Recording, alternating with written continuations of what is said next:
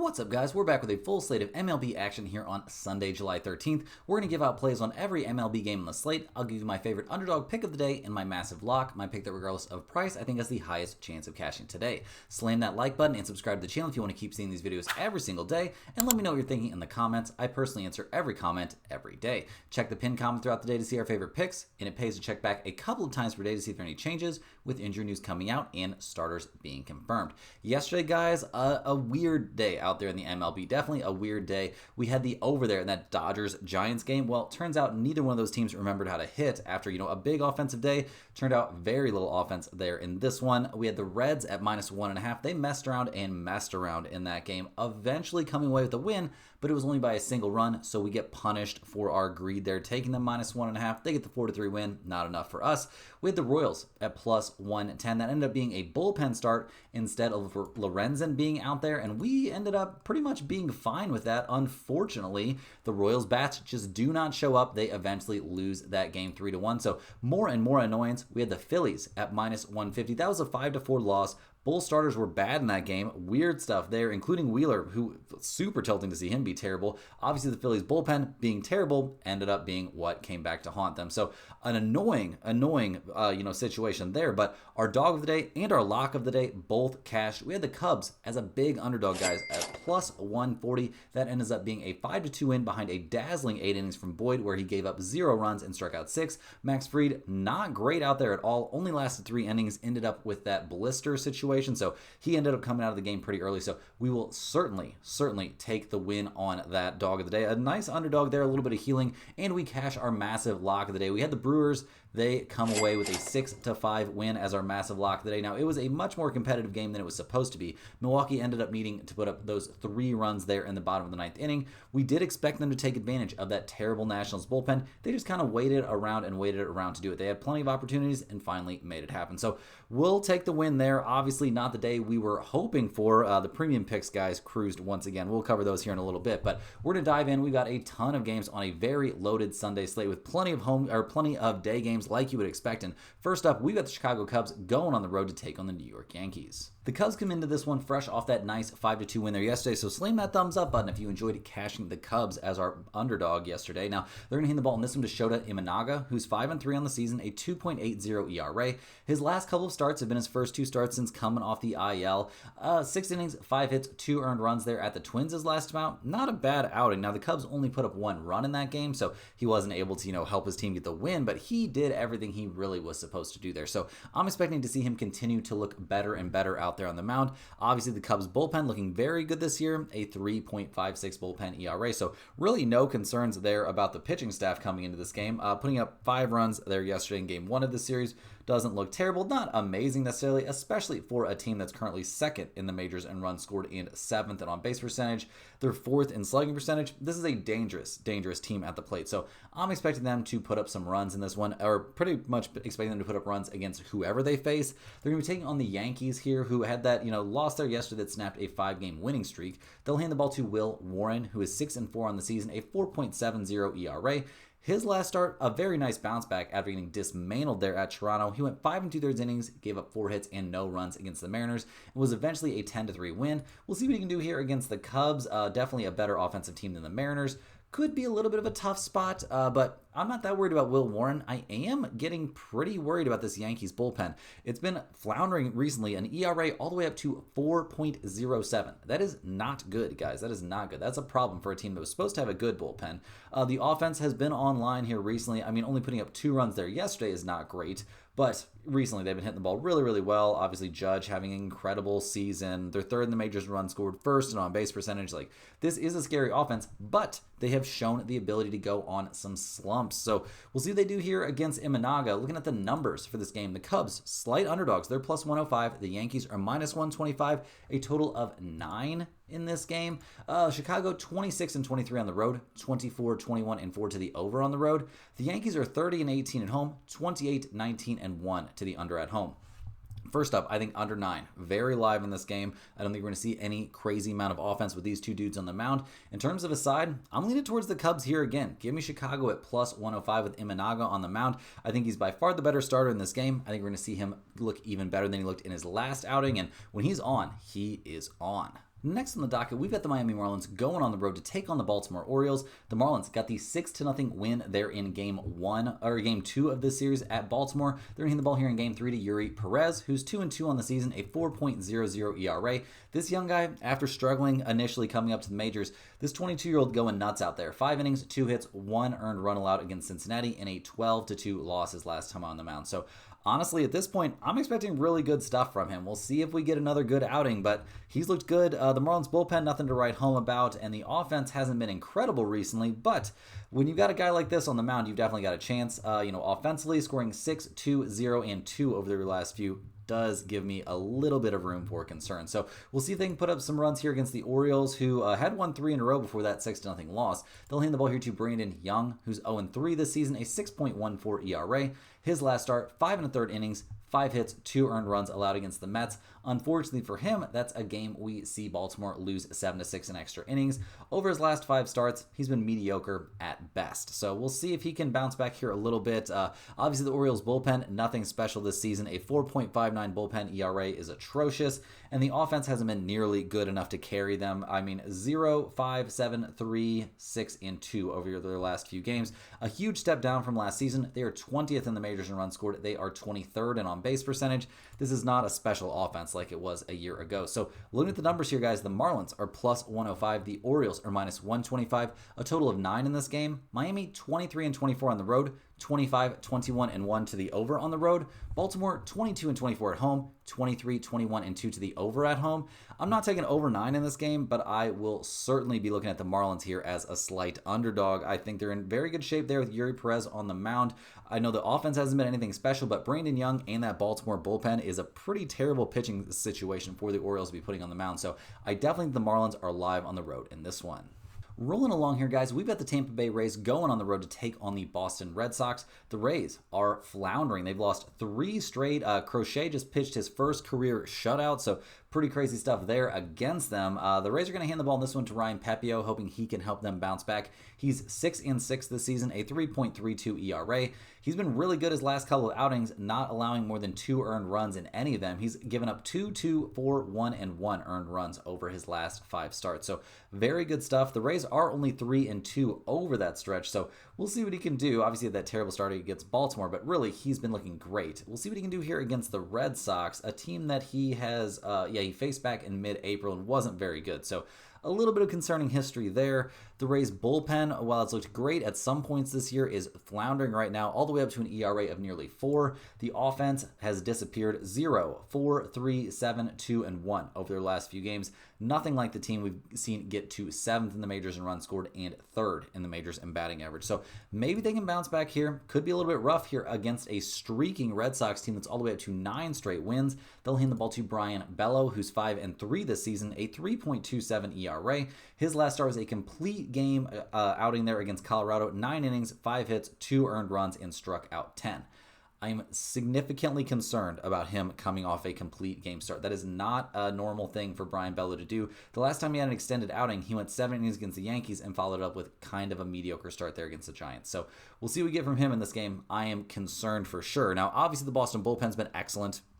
Them following him up is not a concern. The offense has been fine. They're coming off a game where they scored 1 run, so that's not a great look. They're 4th in the majors in runs scored, though, and 6th in on-base percentage. They could bounce back here against Pepiot, somebody they have success against this season. So looking at the numbers here, guys, the Rays are plus 110. The Red Sox are minus 130. We've got a total of 9 in this game. Tampa Bay is 22-21 on the road, 24-19 to the under on the road. Boston, 31-20 at home, 26-23 and 2 to the under at home. In general in this game, guys, I think this is a pretty close spot if you're asking me. I'm going to lean towards the Rays at plus 110 a little bit, considering Bello's coming off that extended start. But even with that, the Red Sox are on such a hot streak right now, it feels really bad to be fading them. Hey guys, hopping here with a shout out to the sponsor of today and every day's video, and that is StumpTheSpread.com. Click the link in the description and go over there and see the top confidence picks from our entire team of experienced cappers. Right now, our premium members are getting daily MLB and UFC picks, with NFL and college football coming up before you know it. Major League Baseball has been our most profitable sport the last several years in a row and is off to a fantastic first half of the 2025 season, but also is off to an absolutely sick start to the month of July, guys. It's been absolutely insane. Our premium MLB capper over there at Stump The Spread, which is not me, has been absolutely on fire. One of the sickest runs I've seen over the years, guys. And he followed up with another profitable day out there on the 12th. Crazy, crazy stuff. I mean, now he did get a pick wrong. He got a pick wrong on the MLB slate, guys. Alert the press. It's his first wrong pick in 3 days. This will be the 4th day. He got one wrong. He had the Guardians as a 1-unit play. That was a win. He had the Red Sox as a 2-unit play. Another win. He had the Orioles as a 2-unit play, and they just did not show up, so he takes the loss there. But on the UFC slate, we also had a bunch of crazy, crazy plays in there. I don't even follow UFC, guys, so I don't really know what I'm talking about here. I just can see, what was posted and how it did. So Steve Garcia as a half-unit play, I think he was a big underdog. That was a loss. Valter Walker was a 2-unit play as something of an underdog. That was a win, so a solid win there. Chris Curtis, a 3rd round or decision. That was a 2-unit play. That was also a win. I can't remember if that was at plus money. I think that was at plus money. Mitch Ramirez, that was a 0.25 unit play, so a quarter of a unit. That was a brick. He was a pretty big underdog, I believe. But the big win here, and this was a crazy one, guys, was Valter Walker by submission in rounds 1 or 2 as a quarter of a unit play at plus 900, guys, at plus 900, and smashed that one. So a very profitable day out there for any followers of the premium picks. If you followed the units that you were told to put on each game, that is another very profitable day out there. If you especially if you took the UFC slate there pretty seriously. So yeah, crazy, crazy stuff on there. More green up on this screen, guys. So much green you can't hardly see my face. So it's been a crazy, crazy run. Definitely click the link in the description to get over to stumpthespread.com. Check out all the premium stuff. But there's also, guys, there's free information over there. There's free picks that are posted there every single day. There's the free to use bet size calculator, and that's where you get on the free email newsletter. You just click the little sign up for a new account button, and we just need your name and your email address. That's it. You'll get one email every single day straight to your inbox with at least one free pick, sometimes two. Often there will be parlays involved in those emails, and there is information on niche sports betting like UFC, for instance, but also golf, NASCAR, tennis, all kinds of good stuff like that. So definitely get over there, get signed up for that. It's great value straight to your inbox every single day for absolutely free and very little effort from you. Also, if you're a huge fan of what you're seeing here every single day, click that little join button right below the video to become a YouTube channel member. YouTube channel members get early access to all of our videos, get their name up on screen in every video, but you also are eligible for our weekly Stump the Spread merchandise giveaway. So we'll be doing a members only giveaway here on the 14th. We did one on the 7th, going to do one on the 14th. We'll do another one on the 21st. You see how this goes, guys. One every single week. If you are the winner of the giveaway, you'll get a Stump the Spread hoodie or t-shirt if that's what you prefer, mailed straight to your mailbox. So definitely check that out if you're interested. But guys, we got to dive back in. We have a ton of games to cover in this very loaded Sunday slate. And next up, we're going to be looking at the Colorado Rockies going on the road to take on the Cincinnati Reds. The Rockies come into this game fresh off a tough 4-3 loss there in walk-off fashion. Not what they were hoping for, but for a team that's 22-73 on the year, I don't know what you're really hoping for except for the season to end. They're going to hand the ball here to Austin Gomber. He's 0-2 this year, a 5.92 ERA. He got shelled by the Red Sox his last time out, and he's had some decent outings, but he's also had some real stinkers. So we'll see what he does here against the Reds. I'm not expecting miracles. I'll never be expecting miracles from the Colorado bullpen. Bottom 5 in the majors, a bullpen ERA of nearly 5.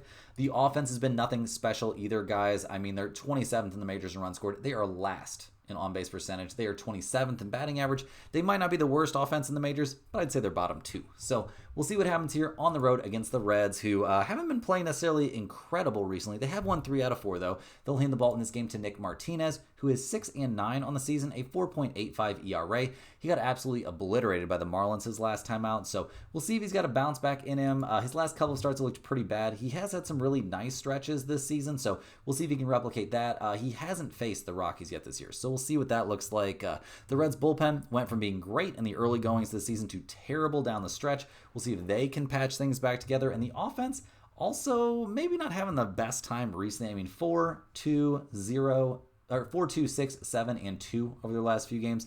Not not the hottest right now, not swinging the hottest bats. They're still 10th in the majors in runs scored, but 15th in on-base percentage and 19th in batting average. I feel like paints a more accurate picture of where this team is actually at offensively. So we'll see what they do here at home.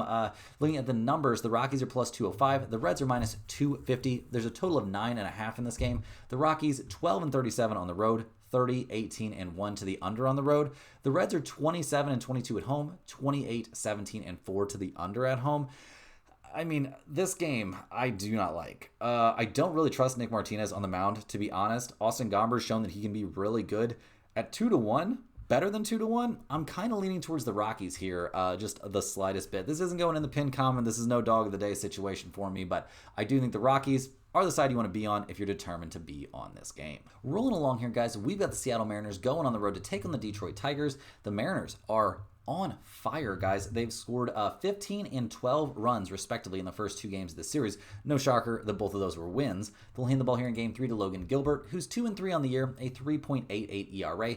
Coming off of injury this season, he has not looked nearly as good, but I mean, we'll see. We'll see what he looks like down the stretch. 5 innings, 6 hits, and 5 runs allowed there against the Yankees. Obviously not the best stuff, so we'll see if he can bounce back here against the Tigers, a team that he faced in early April, and he was fine, not great. So we'll see what he does. Obviously, the Mariners' bullpen's been very good this year, a 3.74 bullpen ERA.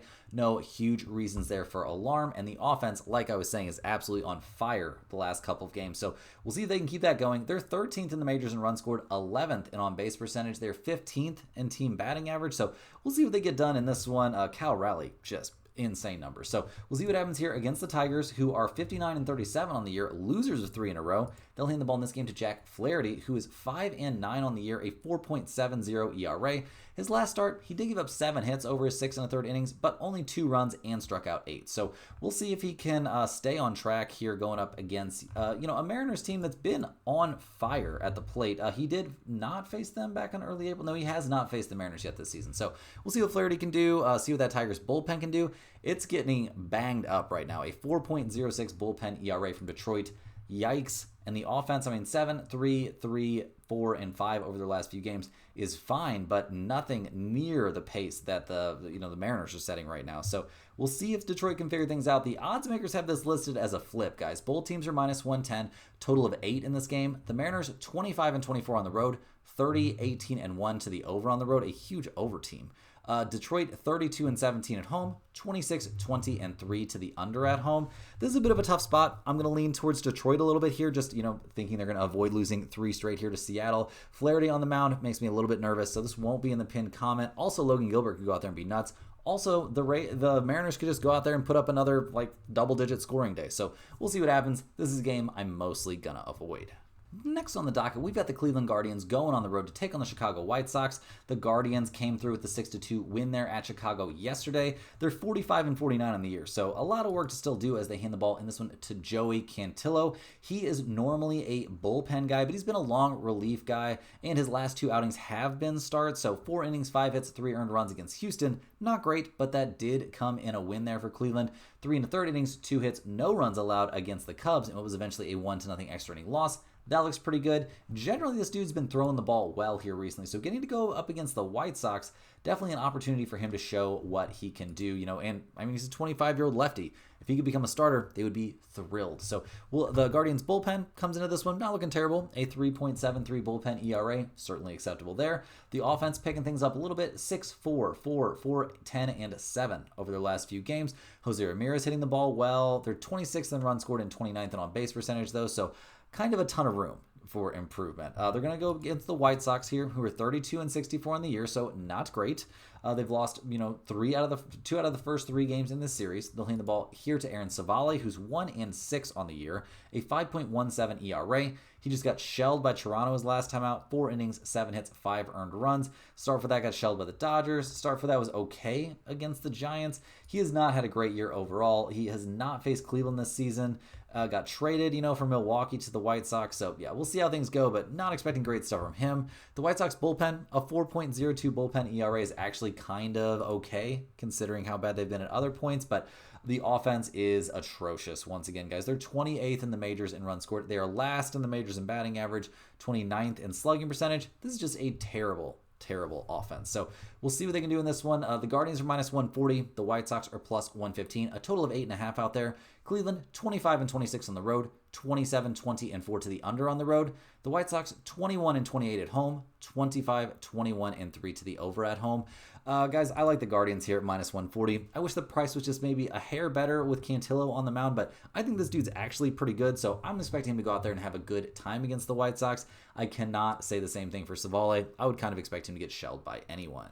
Rapid fire through these games, guys. We're looking at the New York Mets going on the road to take on the Kansas City Royals. The Mets 55 and 41 on the year, winners of the first 2 games in this series. They're going to hand the ball to Clay Holmes in this game. He's 8 and 4 on the year, a 3.29 ERA. He's fresh off a pretty bad start against Baltimore. Now the offense bailed him out, and we eventually saw the Mets win that one 7-6 in extras, but he was not very good. A weird departure, a weird struggle for a guy that's been really good this year overall. He hasn't faced the Royals yet this season, so we'll see what he does in this matchup, but I'm expecting Clay Holmes to bounce back here.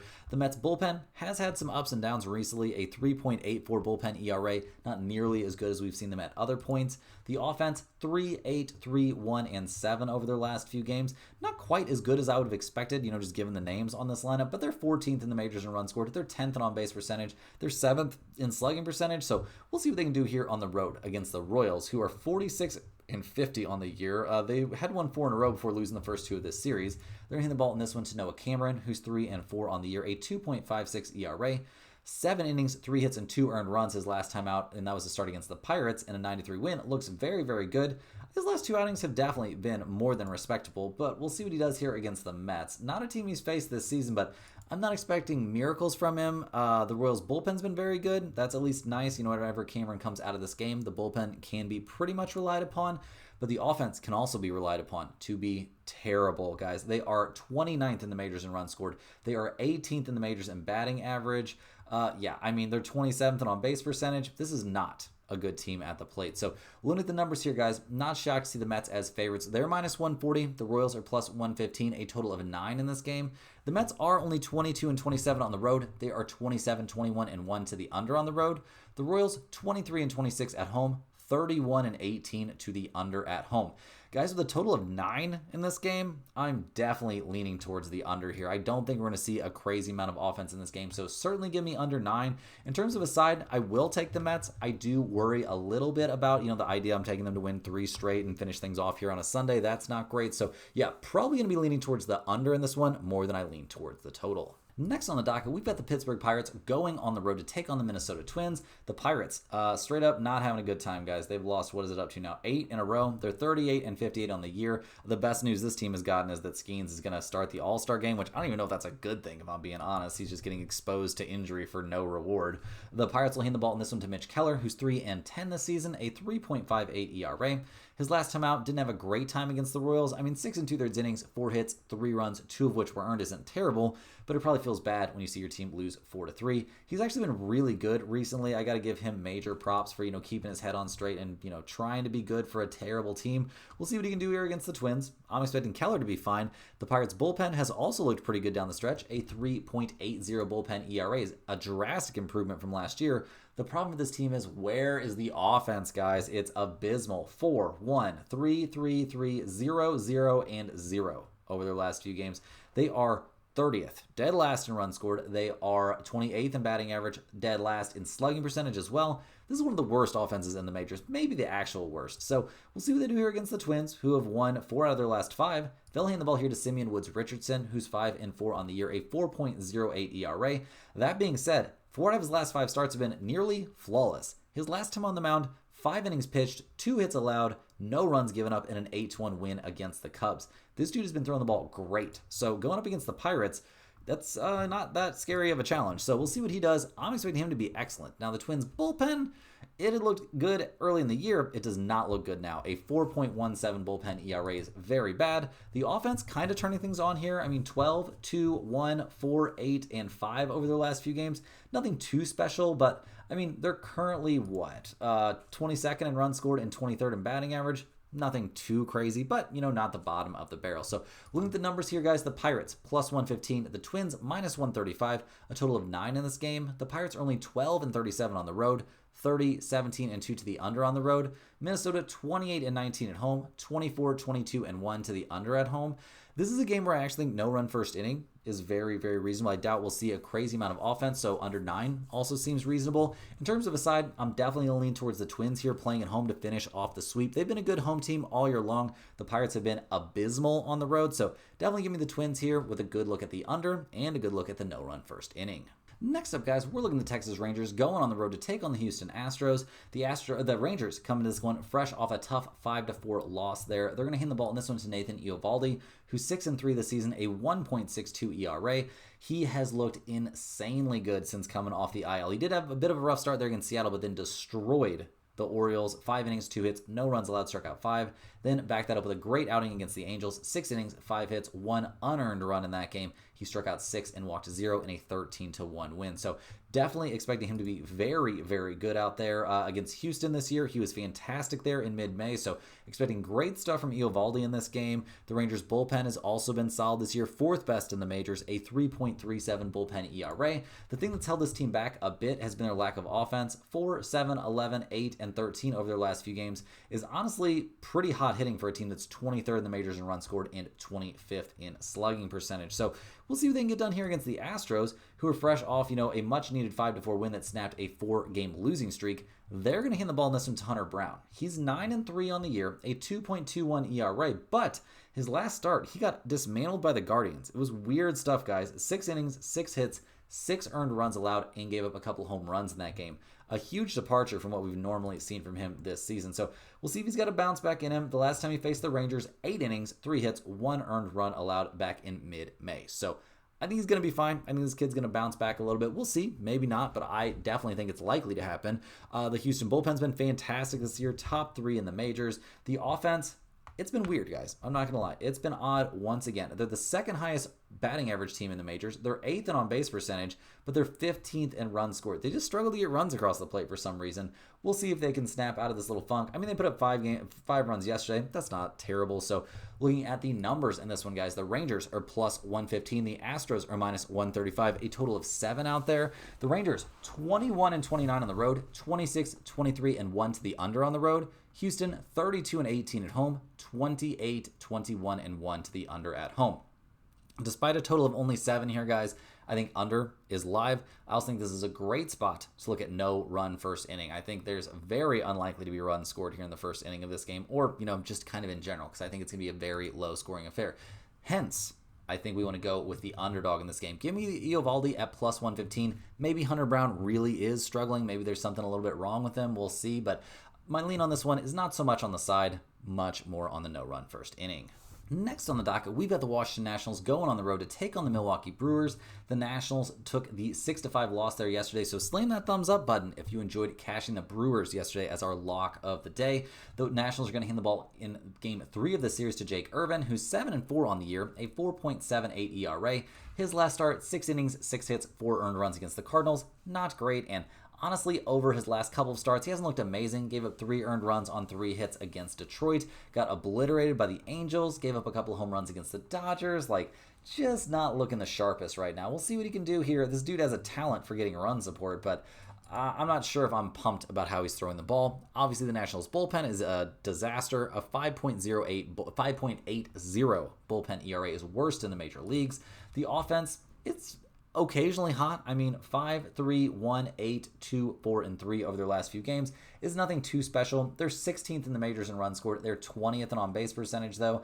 19th in slugging percentage. James Wood is solid, but not a team that I'm terrified of their batting order. So we'll see what they do here against the Brewers, who come into this one, guys, 55-40 on the season. They are playing great, winning their last 6 in a row. They'll hand the ball here to Freddie Peralta, who's 10-4 on the season, a 2.74 ERA.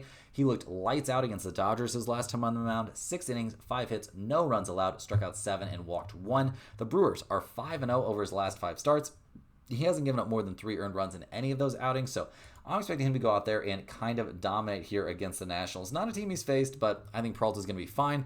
I do always worry about the Brewers bullpen. It's nothing special, guys. A 4.03 bullpen ERA is not very good, but not nearly as bad as the Nationals. Offensively, 6, 8, 3, 3, and 9 over their last few games is not terrible. It's not great. They're somehow 8th in the majors in runs scored, but 22nd in slugging percentage and 14th in batting average. So we'll see how things develop here down the stretch for the Brewers, see if the bats can hold up and the run score can hold up. But in this game, guys, the Nationals are plus 195. The Brewers are minus 235. A total of 8.5 in this one. Washington, 20-29 on the road. 25-21-3 to the over on the road.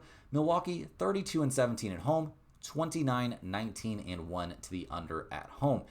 Overall in this game, guys, there's no way I'm backing the Nationals. I'm not interested in the total. I am interested in the Brewers here at minus 235. Jake Irvin being on the mound is a little bit concerning, but Peralta has been a monster, so I think this is a good spot for the Brewers. I don't really want to be backing them to win their third straight, in this situation, but I don't know, guys. It feels tough to fade. So give me the Brewers at minus 235, and I'd be lying if I said it had no chance to be the lock of the day. Rolling along here, guys, we've got the LA Dodgers going on the road to take on the San Francisco Giants. The Dodgers came away with the very close, very low-scoring 2-1 win there in Game 2 of this series. They'll hand the ball in Game 3 to Yoshinobu Yamamoto, who's 8-7 this season, a 2.77 ERA.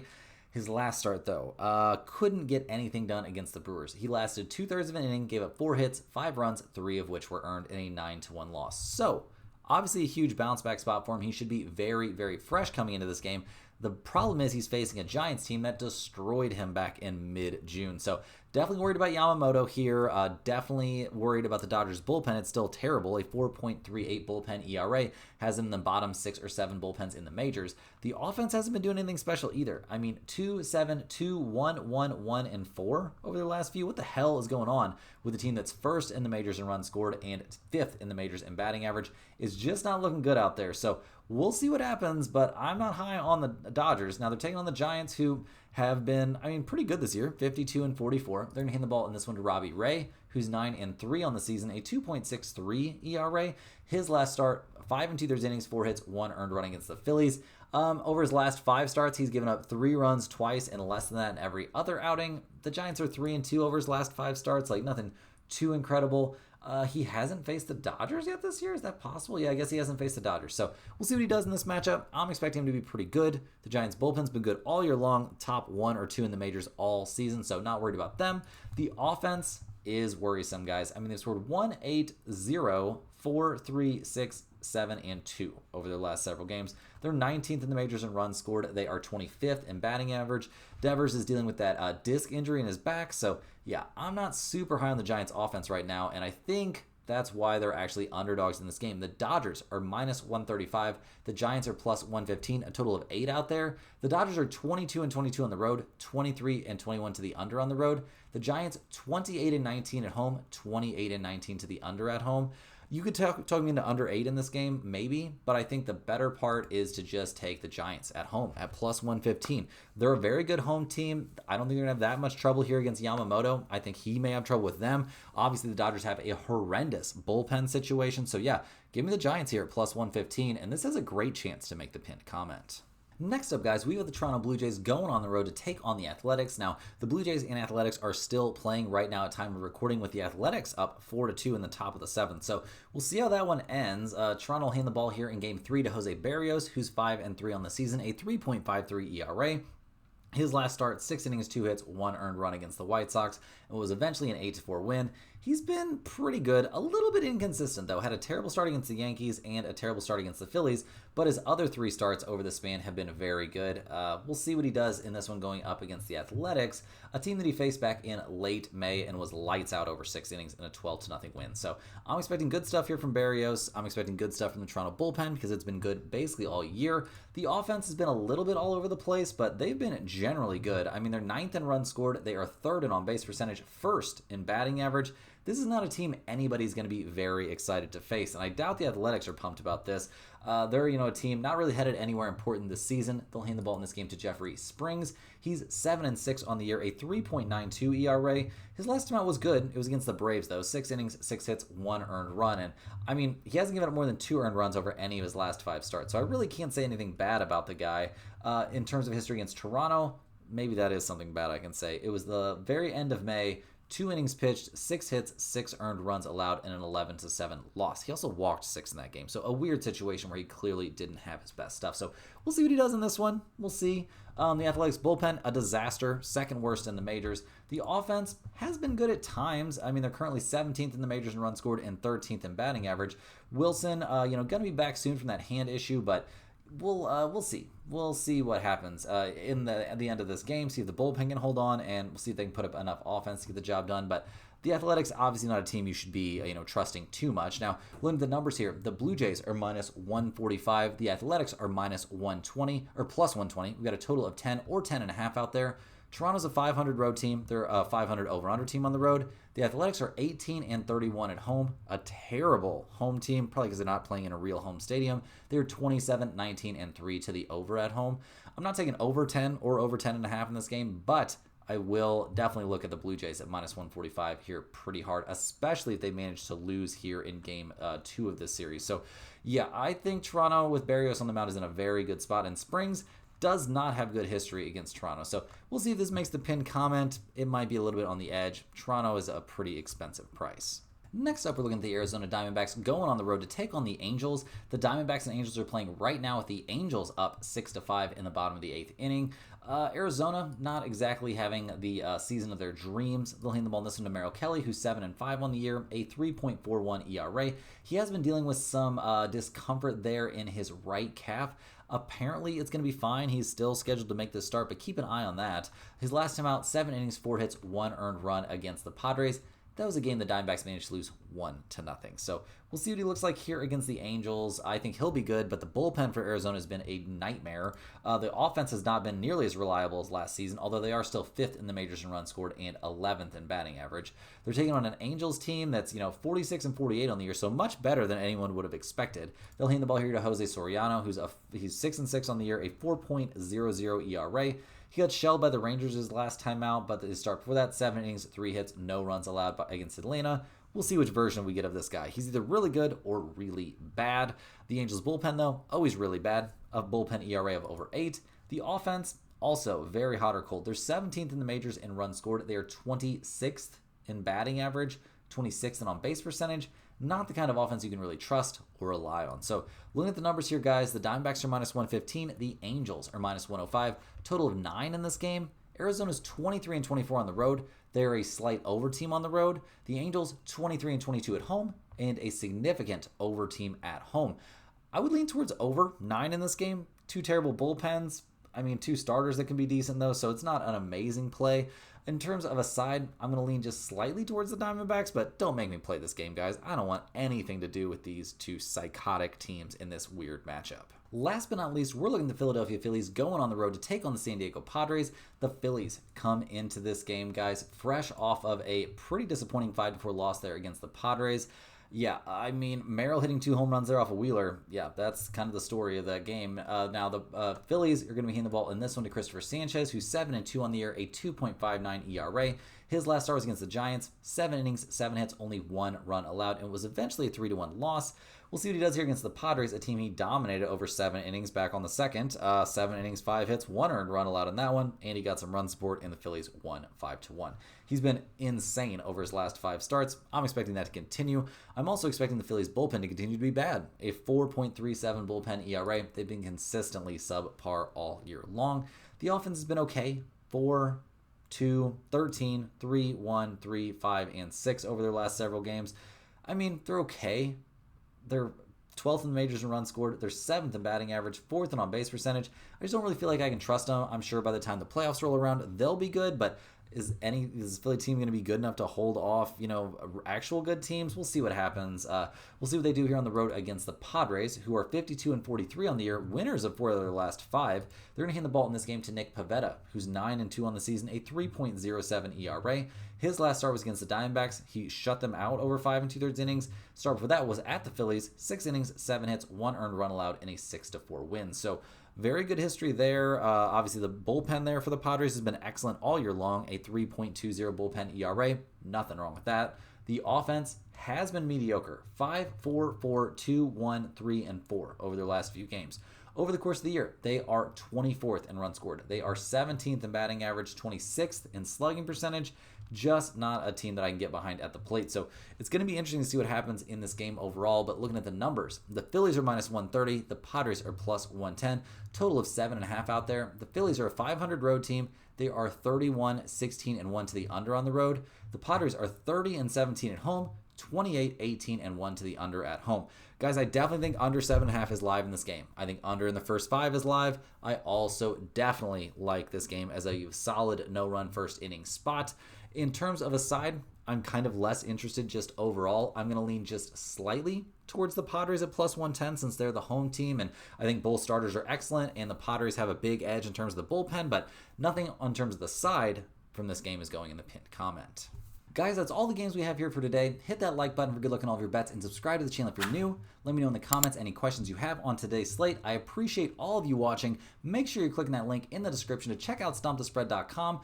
That's where you can find the premium picks that we've been talking about. And don't worry, if you're signing up for a premium package, all the days that All-Star break is going on, those don't count against you. Like, you're not going to be charged for those days or whatever. Like, those are free days that do not exist for us. So definitely check that out. Get on the free email list, all that kind of good stuff. And we'll see you guys right back here tomorrow, same time, same place, for some more of some type of sports betting action.